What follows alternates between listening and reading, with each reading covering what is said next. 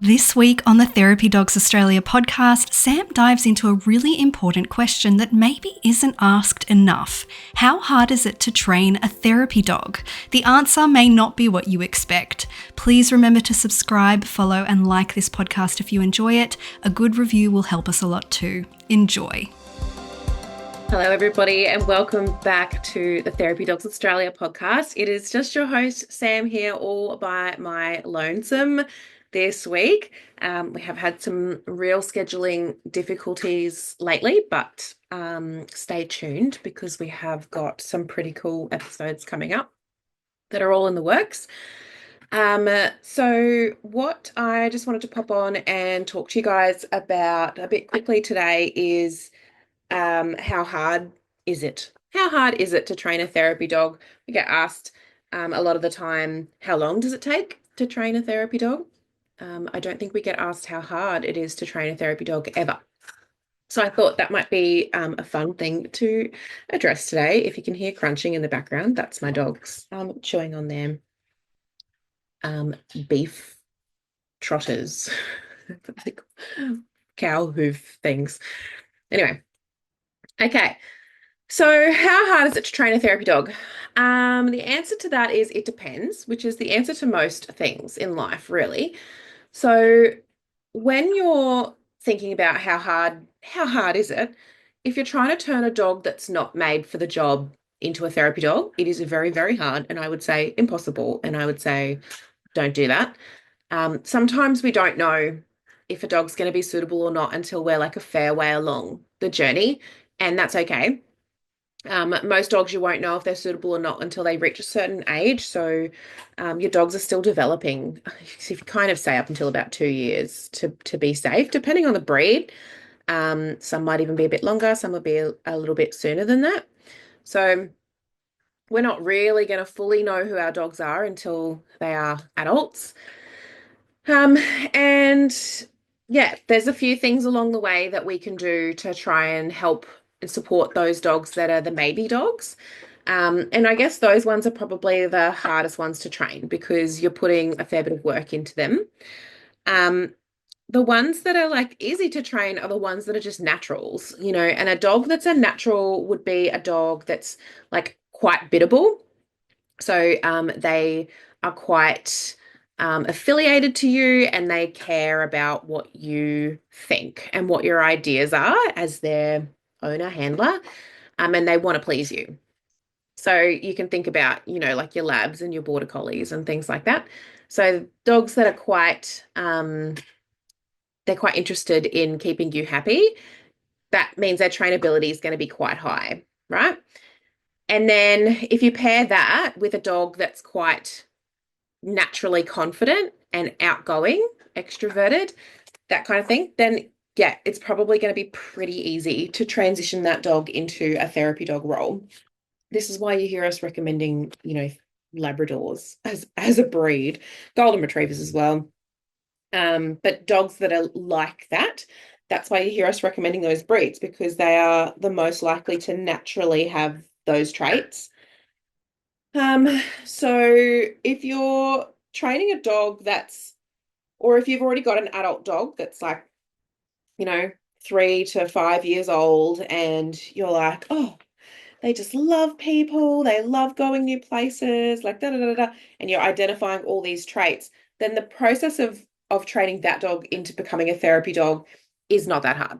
So, you know, depending on the handler as well. So it's not that hard if the dog's got the natural sort of ability and desire to want to do it. And then we just kind of got to work on the handler and teach them the skills that they need. Now, if you've got two left feet and some mobility constraints, um, yeah, like if you've got some dexterity issues, that's okay, but it would be harder to typically learn your dog training skills because you've got to be pretty onto it in terms of, you're handling an animal. So it is a skill. It's a physical skill as much as anything else, not just for training our dogs to sit or lie down or whatever it might be, but also to be your dog's partner and companion, and to be, physically capable of assisting them to navigate the world. Now, that was obviously going to be mitigated by certain breeds of dog and size and weight of dogs. But so for example, if you've got knee or back problems and you've got this tiny, tiny little dog, you've got to get right down onto the ground. Sometimes you've got to get down, on your knees to work with little dogs like that. That can be a bit tricky. But then on the other side, if you go and get a massive Kangal, big, huge 60-something kilo dog that's very strong and powerful, then we're going to have issues again there. So these are all things to consider. So, what is a therapy dog? A therapy dog is a working dog. They are a dog that is required to go into spaces that other dogs usually aren't required to go into, and to work by interacting with people throughout their visit or their day, or depending on the job that they're at. So whether it's a school dog or a hospital dog or a nursing home dog or a private practice allied health dog or whatever it might be, the dog's going to have requirements. So that means that the dog's going to have a physical capacity as well to meet their requirements of their job. And if you've got, maybe a senior dog or a dog that's, physically lacking, whether it be in fitness or anything like that, then you have to really consider that when you're thinking about placing your dog, choosing where you're going to work with your dog or choosing which dog you're going to try and work with. A therapy dog is not a little friend that just comes to work with you, and gets some pats and everyone's like, yay, dog. It looks like that. That looks like a lot of their job, and it can be that. But the dogs are going to be in situations at various times that are more stressful than if they were just left at home, unless they've got separation anxiety. But that, again, is not a reason to turn your dog into a therapy dog. So the dogs are going to be required to work at times. So that means that they can get into sticky situations, and we've got to try and, navigate those situations with them and for them, in a way that's clinically beneficial to the client or doesn't clinically, what's the word? Like disadvantage, doesn't clinically disadvantage the client. If managing your dog in your working role is causing disadvantage to your client group, your client population, then that is not a therapy dog, that is a burden. So if that is what's happening, then you need to reconsider the dog, and you need to reconsider the role that the dog is doing. So if you're in a position to change roles, then you might do that. So let's pretend that you're a psychologist that works at a school, and then you're like, oh, the dog's like not handling it. I'm going to go into private practice, which people do that all the time. So some of us don't have that level of flexibility, but for people who do, that is something that they can consider. So what is a therapy dog? A therapy dog is a dog who it's their job to make friends with people. It's their job to make people feel accepted and special. They provide that unconditional positive regard. And it is their job to build relationships with brand new people that they've never met before. And depending on what working role they're in, that can be up to however many people per day, depending on, if you're in a school, that could be hundreds of people. If you're in a different setting, if you're in a nursing home, you might visit 20 people. If you're in private practice, you might have 6 clients in a day. That's the load on the dog. Okay, so that is their job, and that is the load. Now, we're not really forcing the dogs to do stuff if they don't want to, but which if you are like having to do that or feeling like you have to do that, then we probably have the wrong dog and or in the wrong role. But that doesn't mean that the dogs don't ever have to like go through something. Like if they don't ever have to not withstand, but like endure an interaction that they're like, I don't know, like, And those can happen really quickly. And it might just be that someone hugs the dog, like some kid hugs the dog or whatever, something like that. And the dog's like, I've had enough. Those situations can happen, and we've just got to find a way that we can help navigate that and redirect the client and support the dog as quickly and safely as possible. But those things will happen. So it's not the case that we're able to take our dogs into our workplace and you know wrap them up in bubble wrap and protect them from people offending them at all times. It's going to happen. One of the things that I talk to people about is that you know all the people that you interact in your work with your therapy dog, most of them are dog people, which means they've got dogs at home. This is what happens to us. They've got dogs at home. And then what happens is they've got a culture of how they interact with their dogs at home. And then they come and interact with your dog and they apply that culture to your dog immediately. And it might be quite different to what your dog's used to. That doesn't necessarily mean that there's anything wrong with it, but it could be quite different to what your dog's experienced or experiences at your home. If you want to guide people around their interactions with the dog, that's fine. But if you're having to do that all the time because you feel like your dog can't handle these, different types of interactions, then that's a red flag. So we don't want to have to feel like we're constantly telling people they can or can't interact with these dogs in certain ways, because remember, our client they're also a part of this relationship as well, and they're trying to develop a relationship with the animal too.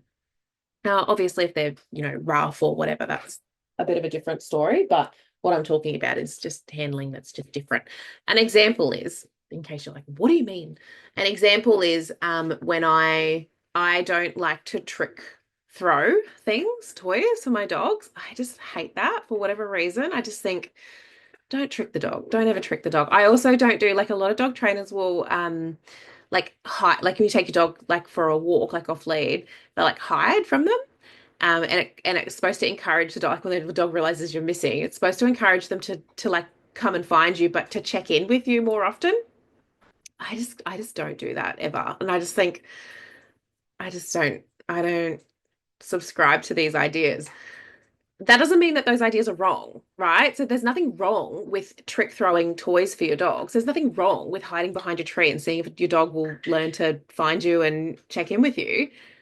Some of you probably do those things. You're probably thinking, what's wrong with that, Sam? There's nothing wrong with that. I just don't like that, and I just don't do that to my dogs. And so remember, I'm a person, and so I'm bringing all of who I am into this relationship as well. And so for whatever reason, whatever, I don't know what childhood situations that is attached to, actually, I used to get lost at the shops all the time, because I used to hide in the clothes.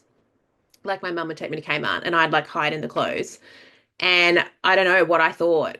Well, I don't know. I don't remember what I thought would happen or what I was doing. But by the time I was like, oh, she didn't find me, like I'll come out now. Um, I couldn't find her, and I would be in a like massive panic. And then I would always have to go up to the front desk, or so, like one of the shop people would find me, um, and take me up to the front desk, and they'd call out my mum's name over the PA, or my name or whatever over the PA thing, and she'd have to come up to the front desk and get me. This happened so many times. I don't know. I don't remember what I was doing, like why I was doing that. But anyway, it happened heaps of times. So that is probably honestly linked to why I'm like, no, don't hide from your dog. Like, it's going to traumatize them. Whereas if you didn't hide in all the clothes racks at Kmart and do that to yourself for whatever reason, you probably don't have that like underlying problem. And you're probably like, yeah, it's fine. It teaches the dog to check in. So the point of that is not to uncover all of my childhood traumas. The point of that is to understand that you're a piece of the puzzle as well. Okay. So there's going to be things that like it triggers me so much. Not really triggers me, but maybe it is. When people would trick shot, especially because Sunny Fetch was Sunny's thing. And they'd like try and trick him. And I'd be like, how dare you? Like, he's never going to trust you ever. Like, trick the dog. But I'm thinking that, right? I'm not saying it because what you have to address is that that's not actually a bad thing to do to a dog. It's just that I really don't like it and don't rate it.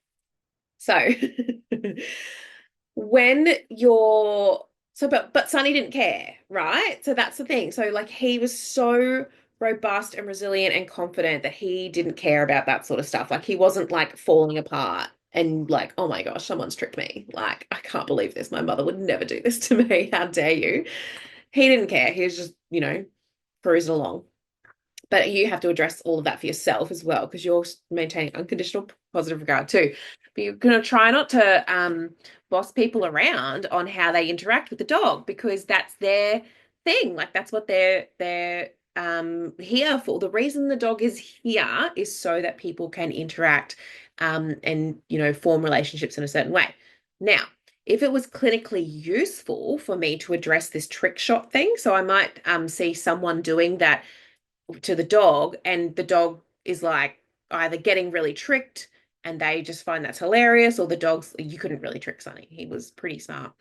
Um, what I might start to address, like, what is that doing for you? Like, what's that about? Like, why do you enjoy this, to the person? If I've identified that there are maybe some relationship issues or things going on with that client through, patterns of disclosure, or I might have, address like a social skills thing, like lots of kids do the trick shot thing. Um, I might address it as a social skills thing, like if Sonny started to, so what Sonny would do is I taught him to wave. And so if you load like trick shotting the toy, like pretending to throw the toy, not throwing it, he would eventually sit there and wave, like hold his arm up. That's how he used to say please, because I reinforced the wave so much when he was little. So then anytime he wanted anything, he'd like hold his hand up in the air. It was hilarious. So obviously I kept reinforcing it, so he kept doing it. So he would just do things like that. But to me, I would be like, oh, he's asking for help. Like now he's saying, no, I really, please throw my toy. Like, so again. um, but I might address that as like that might be a social skills thing then, to go like, oh, how much does Sonny enjoy this game? Because I can see you're really enjoying it. How much does Sonny enjoy this game, do you think? And see what insight they might have about that. So sometimes answers would come back like, he doesn't like it. They can see that he doesn't like it, but I really like it, so I'm going to keep doing it. Or there might be like a total lack of insight into, or perspective taking into whether or not the dog likes it. You can get a total range of answers, and then you can choose to either pick that up and run with it or not. But generally speaking, I wouldn't then say, well, stop it. Stop doing that to the dog. You're hassling the dog. Because the dog should be able to handle stuff like that. That's what a therapy dog is. That was my long-winded story to explain one of the aspects of being a therapy dog is being able to be flexible and being able to have new and different interactions, and that's okay. So my first Brumby Winter, she's incredibly routine, like routine, routine, routine. And if you change her routine, she can get very frustrated and quite it's sort of like panicky, but more of like an angry panic from which I have to be aware of. So, if things are going to be a bit different or whatever, I try actually not to keep her. I used to try harder to not keep her in a really strict routine, even though she isn't a bit at the moment. But try and change things up for her a little bit to try and help her with her flexibility. But also I just maintain awareness that like she really does struggle with things not being as she expected them to be. And she can have she gets like over aroused and she tries to rush through things. And you can see that she gets quite upset. Um, so that's really important for me to know that if I'm going to let someone else handle the horse, because she's actually going to need for things to be pretty, like if they were to put a halter and lead on her and ask her to do things, she's going to need for things to be pretty routine. So I would only do that in an equine therapy session with someone where I'm using structure, like we are actually doing a structured activity. It wouldn't be the kind of thing where you'd have like this participant having heaps of flexibility from their point of the activity. if that makes sense. Um, so whereas my other horses are not like that. Like they just whatever, like, okay, whereas she's like that. So with our dogs, we have to consider all of these things and consider, so when we are thinking, how hard is it to train a therapy dog? Well, if you've got a dog that is like my Brumby Winter, then pretty hard. Pretty hard, depends on the job, but pretty hard. Because we would want to be doing things like introducing flexibility into their routines and stuff like that. You can do that with dogs by doing things like feeding them at different times and stuff like that. So I hope we've addressed what is a therapy dog, because that's what we needed to know. So what is a therapy dog? It's not just a dog that rocks up and gets pats. It's a dog that actually has to endure things sometimes. A therapy dog is not just a dog that is there and it's your dog and, you know, you're in charge of everything all the time and, you're wrapping them in bubble wrap. It's a dog that is there for the benefit of the client or the participant. It's not a dog that's there and detracts from the experience of the client or participant. Let's say we've got that in the middle dog, right? That's probably the most interesting one to discuss, because some of you are going to have dogs that are lost causes, and I apologize, about that for the universe to you, because it's annoying when that happens. Or like I had a dog that had an injury when she was like 10 months old, and then she was out. Like she was not suitable after that. And that sucked. So, you guys, I don't know, you're gonna have to get another dog or whatever. Problem solve that. There's no point, not that much point talking about the dogs that are just like natural, really natural, biddable, trainability's high, extroverted, and they've got handlers that are, quite capable. They've got good dexterity and good hand-eye coordination and all that sort of stuff, and have already got a good relationship with their dogs. Those are going to be the easy ones. Let's talk about those in the middle dogs. So the in the middle dogs are the ones that could go either way, all right? So, and this is the case for anyone who's bought a puppy, and you're trying to develop this dog to give yourself and the dog the best possible chance of becoming a therapy dog and handler team. Okay, so we've got our in the middle dog. It could go either way. So we've got the parameters of, that if we do certain things with this dog to prepare them, they could be successful. And if we don't do those things or we do the wrong things, the dog could become unsuccessful, right? These are the in the middle dogs. So things that are really important here, take time. They take time and they take knowledge. So one of the things that we talk to people about in our courses is that you are attempting to become a professional dog handler. So if you become a therapy dog handler, you're becoming a professional dog handler. Okay. That is quite important.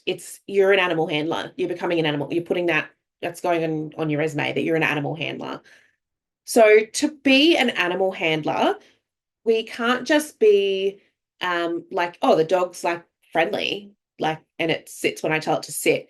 We actually need to be like a dog person. So, or a dog nerd or a dog mum or whatever terminology you prefer the most.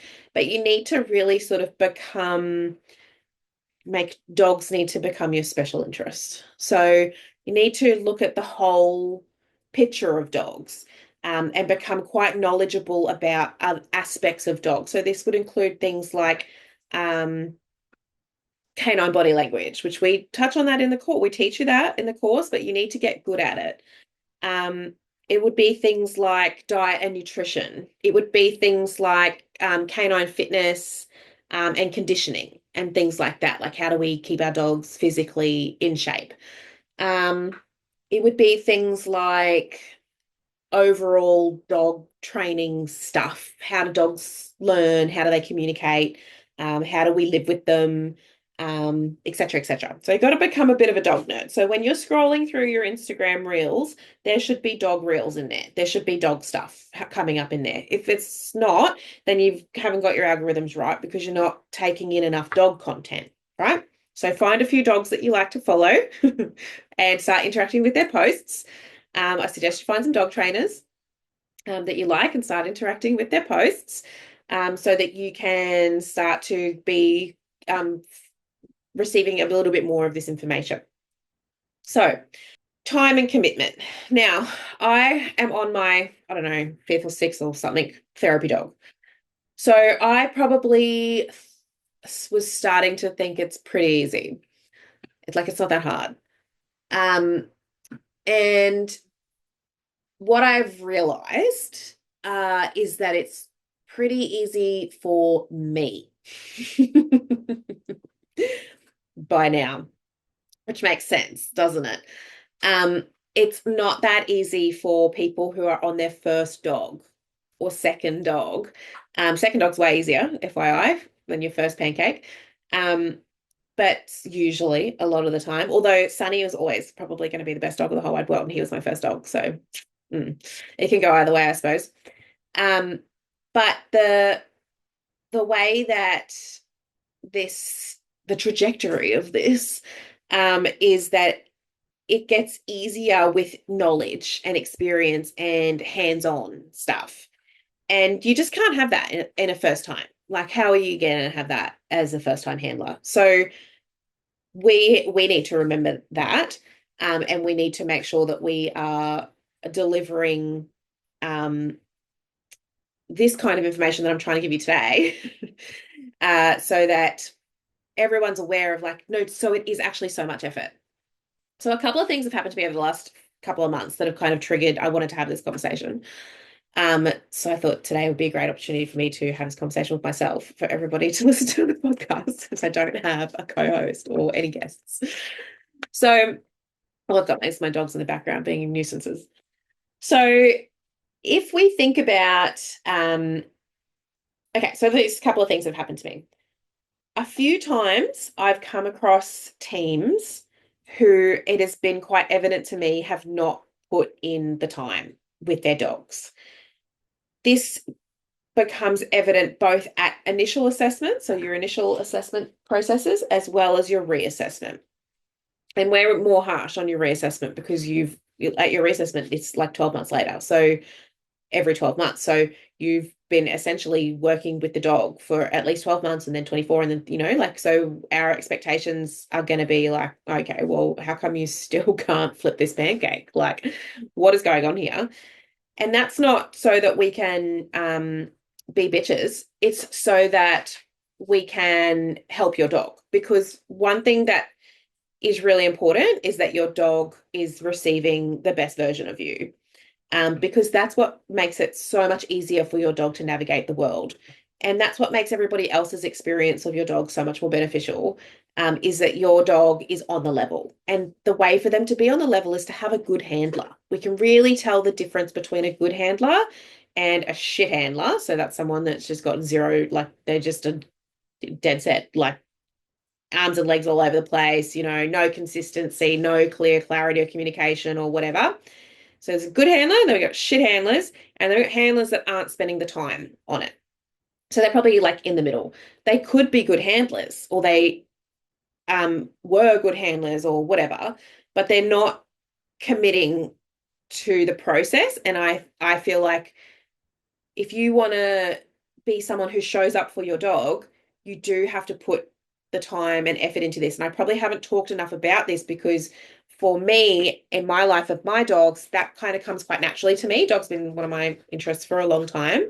And my lifestyle is built around dogs, and horses and things, so being outside.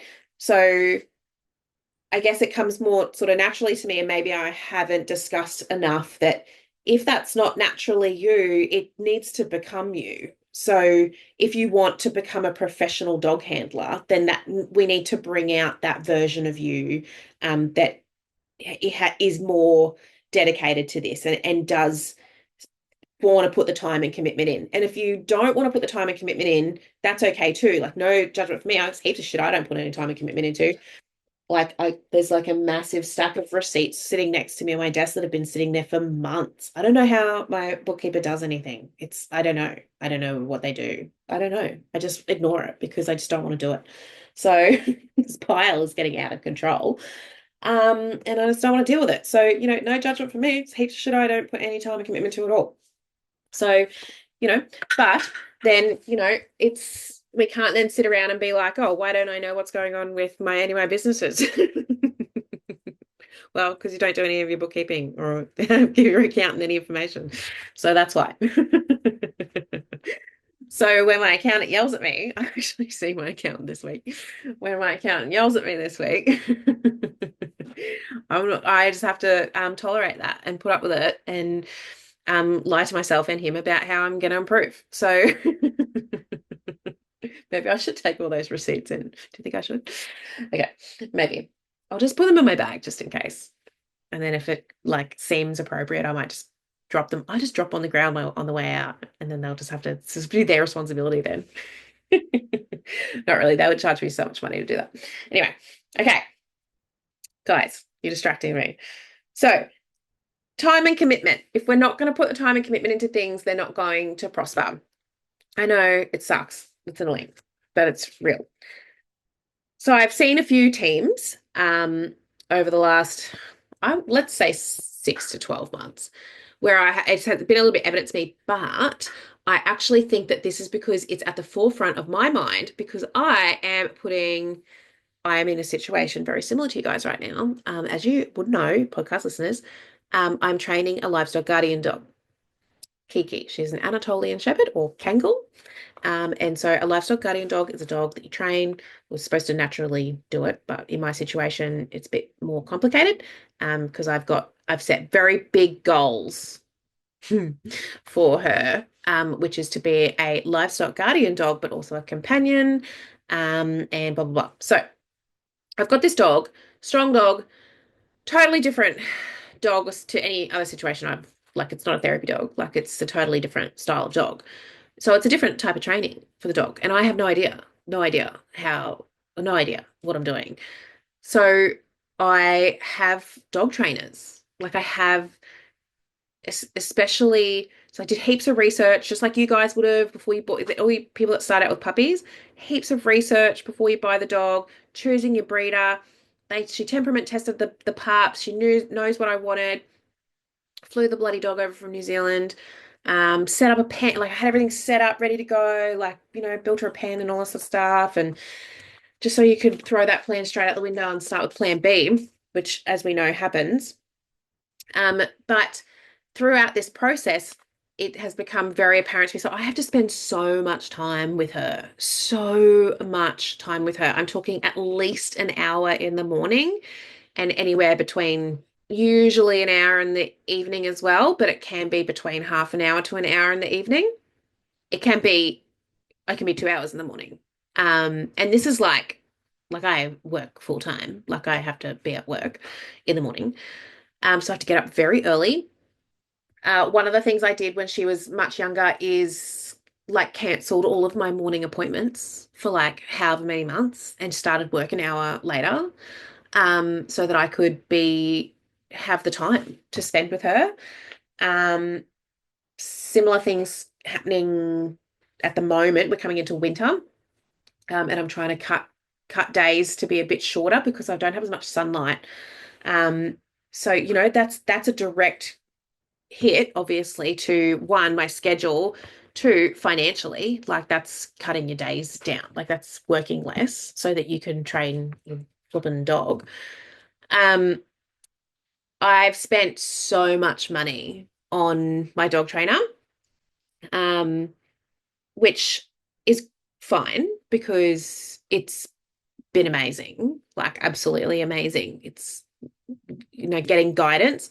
I don't, yeah, like I know I will continue to spend, but I'm talking in the thousands and thousands of dollars with my dog trainer. Um, so yeah, there's that.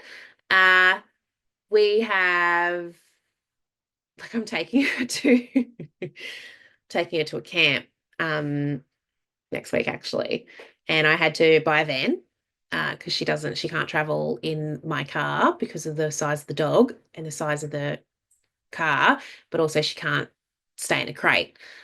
She's not crate trained, she's just pen trained, and with the way that the setup and the camp is and everything, it won't be suitable, the setup that they've got for dogs and crates for her.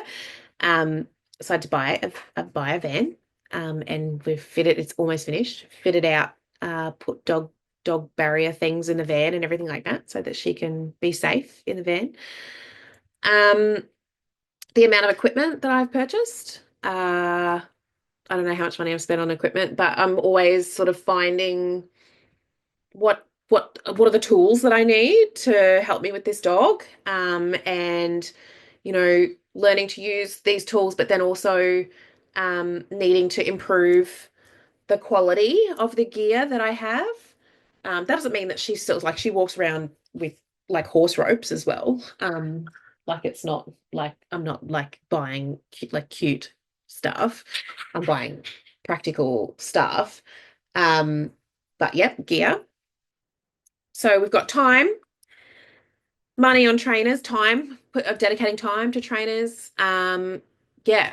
And you guys, this is probably ringing true for so many of you. Like the amount of stuff that you end up buying to suit your dogs, the amount of time that you spend talking to trainers and stuff like that. Some of you are probably like, I get it, girl. I get it. I've spent way more money. I guarantee it. If you fly a dog from New Zealand, it's pretty expensive. Anyway, this dog was expensive to start with. Not really. Not that expensive. It wasn't like a French bulldog. Anyway, so um the point being, I some days I'm like, I just cannot do this. I just can't do this fucking dog. And I'm training towards a goal, and I'm only going to know my goal if I've realized my goal when she gets to a certain age. So I guess I can see parts along the way, but I'm not going to like know until she just is between 2 or 3 that they mature, and I can just know if she's doing her job or not. We have good days. We have days when I think, oh my goodness, she's doing it. Like she's being a livestock guardian. Look at her. Like, she's bonded with her stock and she's not chasing them around. Um, so certainly have days like that when I'm so like, oh my gosh, like I think she's having like the other week, she had just like a great week. Oh, she found a fox. She found a fox that was heading towards my chicken coop. And she was like, get out of here, you little scoundrel. So that was fun. She chased off a hawk away from my chooks as well. Um, and then we chased a hawk together, and it was a bonding experience. She knew when there was a different horse in my paddock that wasn't my horse. The neighbor's horse had gotten into the paddock in the middle of the night, and she was not having it. She was not having it. I was like, shut up, dog. And she was like, I will not shut up. There is another horse in the paddock. And then I looked with the torch and I was like, that's not our horse that's in that paddock. Um, so yeah, so we've had a few things that have been like, really encouraging along the way. And then I think, oh, all this time and effort that I'm spending on this is like paying off. And then we have shit days that I'm like, what the fuck? Like, oh my God, like this dog, like I just cannot, like, or like I'll do some stupid handling error and like cause a massive drama. Um, or, she'll just act like an unhinged, flippin' loose unit, and I'll be like, Lord help me. Like what? Like I've separated her from my house dogs, because she got in a few scuffles with Nala and one with Oliver, and she didn't hurt him, but she punctured Nala, but she was fine. Um, but yeah, I just identified in her like she makes up new rules basically for the other dogs to live by every day. And so none of us know what they are. And so the other dogs actually don't really want to hang out with her. They play with her through the fence. And they kiss each other through the fence and stuff like that. So they're still fine, but you just can't trust what Kiki's rules are for the day, which I'm hoping is a maturity thing, but whatever, doesn't matter. The house dogs are the daytime dogs, and she's a nighttime dog anyway, so it doesn't matter. But anyway, there's things like that have to happen. That's called crate and rotate, when you have to crate and rotate your dogs because they don't get along. Which I always said I would never do, but it actually doesn't matter because she's a nighttime dog, so it's fine. Anyway, so we have bad days, and I'm like, what if it's not guaranteed that she'll be a successful livestock guardian. So I go like, what am I going to do? Like, what am I going to do if she's not a successful livestock guardian? Like, what's the bar? Like, what's my most acceptable worst case scenario? What's my acceptable worst case scenario? And I set that. I might have even spoken about this in a podcast earlier on, but I set that early on, as to what that would be. And I think we'll be fine with that. But obviously my best case scenario is that I have this awesome dog that protects my goats and chickens and from dingoes and foxes and bad guys at night. So, you know, what the whole process has been for me is eye-opening on remembering just how bloody hard it is when you're working towards a goal and you just don't really know what you're doing. You just don't really know what you're doing. And I'll like video things I do with the dog, like thinking I'm going to show them to my dog trainer. I'm like, as if I'm going to show them that because it's just me being an idiot, like doing stupid stuff. um, but that's why you video stuff because you watch it back and you're like, oh, okay, well, I don't know why I did any of that. So I don't know why. So I do things like in the moment, especially if I'm videoing and in the moment, I'd use all my wrong markers. I don't use the correct markers. Like, and I can use them all the time correctly. And then I start videoing and I'm just like, don't use the right words. And I'm like, okay. So anyway, that's all confusing my dog and a waste of time. Yeah. So throughout this process of spending all this bloody time on this dog, which it's hours every day, and there's no days off. Like there's never a day that because I can't leave her in anyone else's care at the moment. We're working towards that. Um, so, there's that issue. I don't get a day off from this dog, and she's, what is it? The end of April, 12, 30, 40. She's 15 months old. What's the date? Yesterday. So, um, it's just the kind of thing that um it can be relentless at times, and I can be like, oh, some people just have days off and I just like have 0 days off. I'm feeling like not burnt out, but I feel it at times where I'm like far out, and then she has like a great day and I'm like woohoo, like I've got more energy than everybody else in the rest of the world combined. The reason I'm telling you this is because it's really opened my eyes and reminded me that it's hard.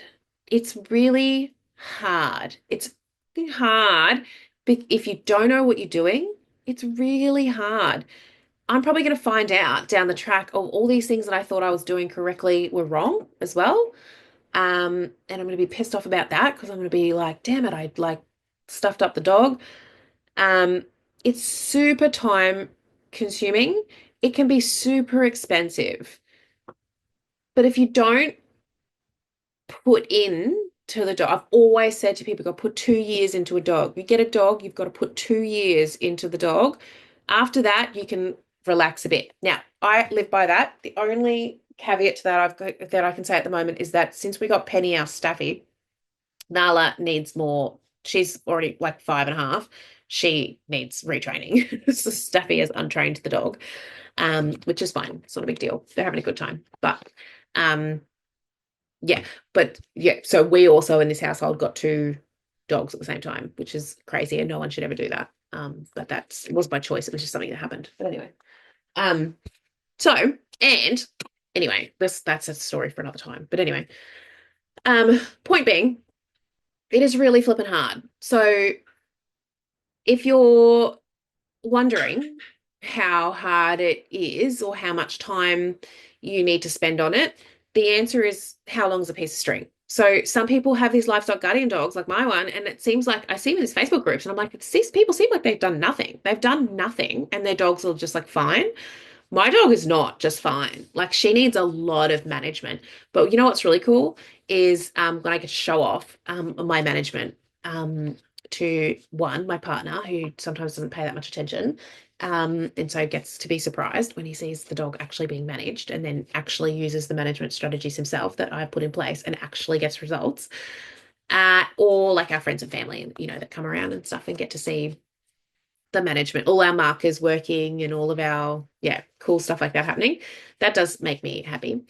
But how long's a piece of string? How long is a piece of string? Because it's going to be different for everybody. And you can't compare yours and your dog's journey to, your colleague and their dog's journey.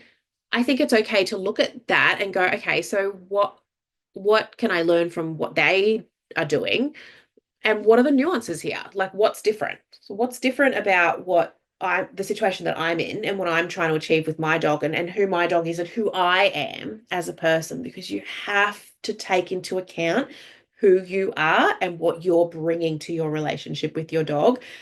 You can't ignore that. You just cannot ignore that. You're a huge piece of the puzzle. Huge. At least 50% of the puzzle is you.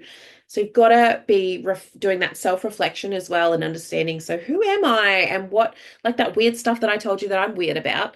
What weird stuff do you have? Do you have weird stuff? What are your boundaries? What are your personal boundaries like? My personal boundaries were pretty, um, well, relaxed in some areas and very not relaxed in other areas. And I didn't even know that until, getting a big, powerful dog where it's like, so your boundaries need to be a certain way, pretty much. Like, and you need to find that part of you that can create that for her because that's what she needs, etc., etc. Okay. So these are just examples. Now, how long's a piece of string? How long is it going to take? How hard is it? Don't know. It depends. What can you do, though, what are the things that I think are really important to help you along the way? Remember, we're talking about this in the middle. Like, so I would call Kiki an in the middle dog. I think Kiki could go either way easily. She could be like a total failure as a livestock guardian dog, or she could be like amazing. So she needs a lot of work. The things that I think are fairly consistent between dog and handlers, and I think this is probably consistent across disciplines as well. So therapy dog is a discipline, livestock guardian dog would be a discipline. Across disciplines, relationship, massively relationship. What does relationship mean? It means so many things, but just define it. Define it for yourself as well. I think things to consider within the relationship would be things like boundaries. I think it would be things like trust. I think it would be things like leadership. I think it would be things like communication. There's a whole range of things that work into relationship. Perspective taking is a really big one for me. So, what is her experience of this right now? What is Kiki's experience of this right now? What is Kiki's experience of me right now? When she doesn't do what I expect her to do, expected she would do, or asked her to do, I ask myself, why? Why is she not doing that right now? And so sometimes it might be I'm expecting her to do something wrong and then she doesn't. And I'm like, whoa, why? Like, why? Why is she doing that right now? So trying to take her perspective and see the world through her eyes, but also what's her experience of me? Like, what does she think this is, like I wonder. um but knowing and considering how does your dog experience you, I think is pretty important in terms of having a relationship with your dog.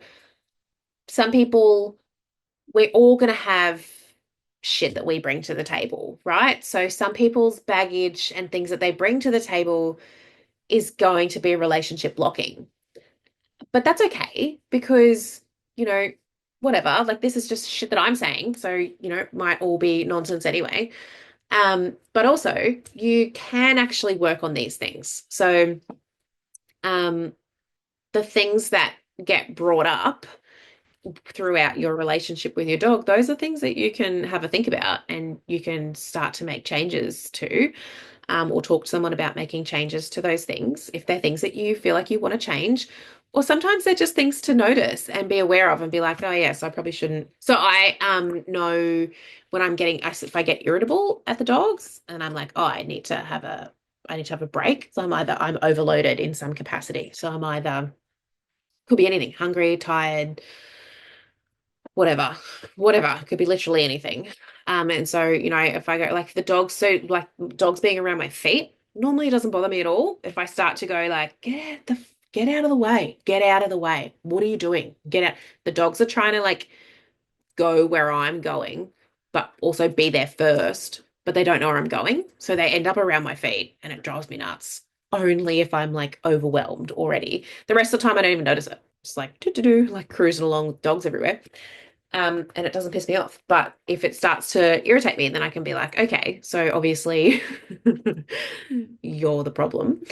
It's just things like that, just noticing things like that, and then deciding what to do if that happens. So if that type of thing happens, what do I do then? Do I just keep having the dogs around my feet and start yelling at them and getting all shitty about it? Or do you go, okay, let's just put the dogs away for a little bit and go and do whatever it is that you need to do to get your life back on track? Might be that I just need a drink of water or 10 minutes of personal space time. Could be anything. So those are things that you can think about as well. So, we're living with our dogs, so it's a lot. It's a lot. What your dogs need from you, I believe, is to have experiences with you. So I believe that your dogs need to go on adventures with you, have excursions with you, um, discover things with you, be curious about things with you. I think spending time with your dog doing experiences, I think that that's super valuable. It's just my opinion. I think it's so valuable. I think all of your relationship stuff and the value that your dog sees in you, I think that a big piece of that is your experiences that you have together, traveling together, not just like on a holiday, but like going places together and doing things together, I think is really key. Showing your dog the world, experiencing the world with your dog. I think that is something that plays a big role. I think there's something different about being out in the world together with your dog versus finding things to do with your dog at home, like puzzle toys and trick training. I think those things are great, but I just personally think there's something about experiences with your dog. Now, I hardly ever take my dogs off the property, so it's a bit hypocritical, but I find experiences on the property all the time. It's all the time. And I find that the dogs really value that. They really value that. So I think that's something that can be a real game changer when you're considering developing your relationship with your dog and when you're considering your dog's overall development. I think that is something that's a piece of the puzzle. So we've talked about time and commitment. We've talked about these maybe dogs and the time and commitment it takes to turn a dog into something. There's, how can I say this nicely? If you can't put the time and commitment into the dog, that's okay. But then don't be surprised or alarmed if the dog, one, doesn't become a therapy dog, or two, doesn't work well as a therapy dog or doesn't work well with you. Like you might have the type of dog that you can get it over the line, but if they don't enjoy the work or they don't work well, I think that the time and commitment piece is something we all need to have a think about. Um, we're talking about relationship building stuff, and getting to know yourself a little bit as well about who you are as a dog handler, and improving that all the time, training yourself all the time. Um, we've talked about developing the dog overall. We've got other podcasts that are on that. It's a very in-depth topic, but it is something I'm just going to put on this list as, yep, so you need to be thinking about the development of your dog, as well as the development of yourself, as well as the development of the relationship.